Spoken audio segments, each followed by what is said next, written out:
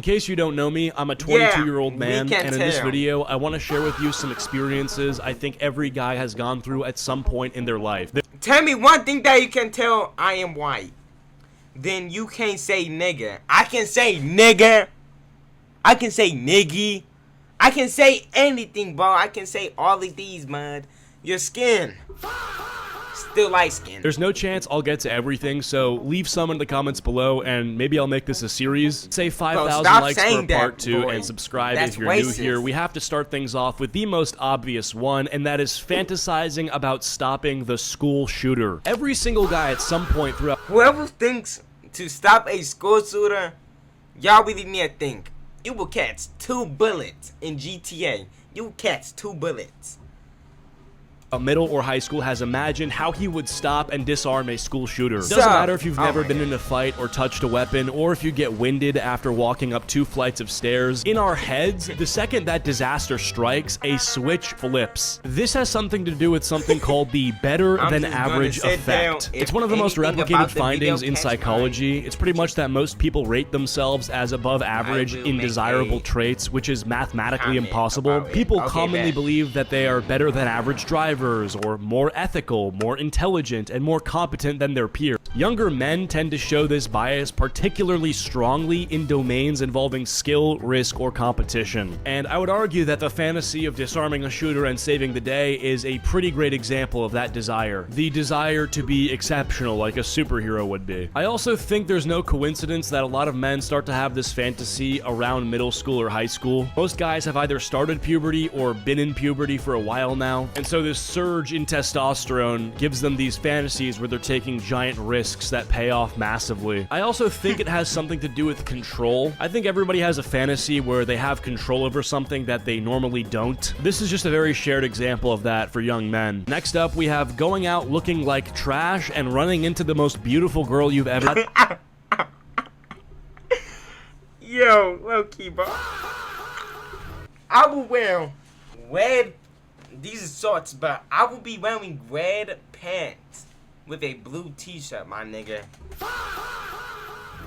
Is it that every time a guy puts on his most trash, bummiest outfit, that you spawn a 10 out of 10 model tier girl in his general direction? Why does this happen? I live near this convenience store that sells breakfast, so sometimes I'll be up all night and go get a sandwich there before going to bed, which I know is horrible, but sometimes when this happens, it's more obvious than other times that I've been up all night, meaning I look worse. And I swear every time that happens, there's some gorgeous girl down there getting a sandwich as well. Different women, like girls who I don't even think live near me. I swear these girls are immigrating from fucking Russia or Sweden, and it's their first time seeing the local American boys. I just so happen to be their first impression, like, fuck. If we're gonna do these Amber Alerts where my phone starts... My nigga, if you the first one they see, pack up, my nigga. You gotta go somewhere else. You got to go blaring every time there's a missing person. Can we cancel that out by giving me a notification every time there's a smoke show within my 2-mile radius? At least that way it's balanced, you know, like lost and found, not just lost. Moving on, we have getting yelled at by your parents when you've been up too late playing video games. Man, we all know how this one goes. It's 2 o'clock in the fucking morning and you have school tomorrow. Get off the game right now. I probably just gave somebody PTSD. This is something that is incredibly annoying, but has to happen for character development. This means one of 2 things, sometimes both. First being that you're either way too loud in the middle of the night, and or your parents care enough about you to check on sleep. I'm not sure how common this one is anymore. It's still gotta be a thing, because back when I was in 7th grade, we had Prime Fortnite and like... Hydrate! 2017. It was so good that even like the kids you wouldn't expect to be playing games were up until 4 a.m. on Xbox Live. Xbox, record that. I just don't know if there's any games right now that are so good it's causing kids in middle school to do that. Alright, next up we have pretending to float lifelessly in the pool just to see if anyone would come check on you / try to rescue you. I still do this as a fully grown man, so I can tell you it's not going away anytime soon. I feel like this is a mix of main character energy plus meditation. Like, it's meditation, you know, you empty out your lungs, your muscles are relaxed, you're floating there, it's calm, the water's nice and cold, you know, but you also wonder simultaneously, do I look dead enough to where someone would check on me? I mean, everyone loves to feel important. Everyone loves to... Bro, let me be honest. No, I can't even swim. I can't even swim.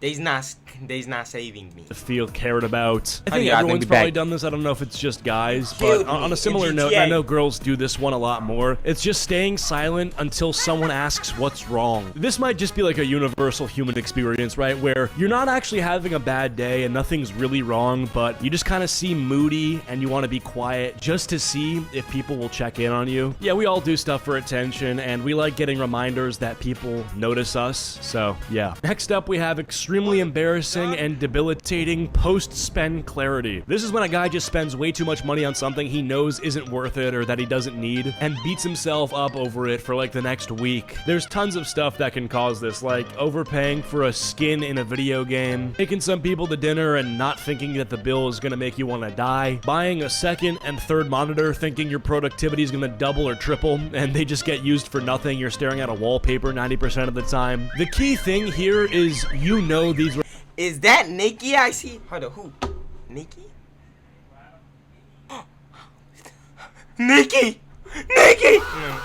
purchases, right? So you're kind of your own worst critic. I think you should ease up on it. You're allowed to make mistakes financially. As long as you're not literally pissing your money down the toilet, I don't think most guys should beat themselves up over a small financial She's so slip. pretty. Okay, next up Effing we have Glaze. hopping on Get ops off of her and crap, hoping man. people like your music taste. Let's say you hop in a car.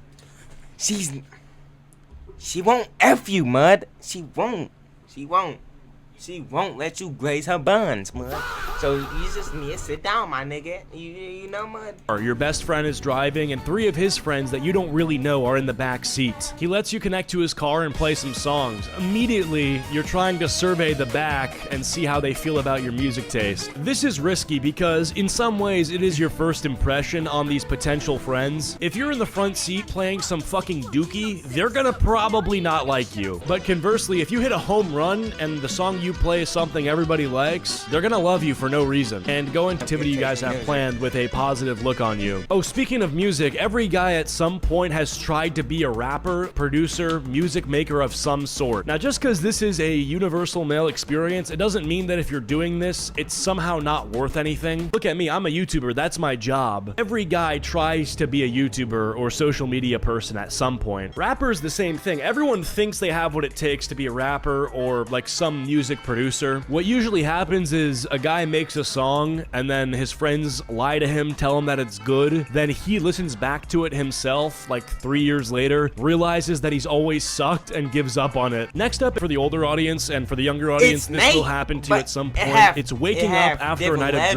drinking it. with some Y'all not injury gonna you find have no idea how you got. This is really fun because it means you had a good night probably, and it lets you be detective for the entire day. You have to try to like retrace your steps and figure out how you got this mark. I was with a friend one time and he was so drunk they were playing the knife game, which is the worst combo of all time. Knife Do not game. do this. Obviously it goes wrong. He cuts his thumb open. It's a pretty deep cut. In GTA. You bring him to the hospital. They say they're gonna have to stitch it up. They stitch it up. They say he's okay. There's no nerve damage. It looks worse than it actually is. So we drive him home, put him to bed. Then he calls me the next day at like 1 p.m. and he goes, "Yo, bro, what's this on my hand?" He thought that me and my friends did this to him as a troll. Like we sewed his thumb together. I'm like, "Bro, you stabbed yourself. We had to get you to the hospital." He goes, "Oh shit. All right, my bad." So do not do this. The best case scenario whenever you wake up with bruises after a night of drinking is that you just fell and you're fine. Anything else is probably something you're better off not knowing if you don't remember it. Finally, we have making a meal for yourself that tastes so disgusting, but eating it because you want to prove that you can make edible food. One time I saw this pasta dish on TikTok that I thought I could recreate, and I think I made 40 errors, some 5-step meal, but I still ate every bite of it just to prove to myself that in a survival circumstance that I could be self-sufficient. Anyway, let me know. Yo, that's a fire video. But y'all, that's it for the video. Y'all hit the thumbs up and hit the bell. Make sure y'all tune us out on Twitch. Nate1up1. It will be in the description. And have a great day.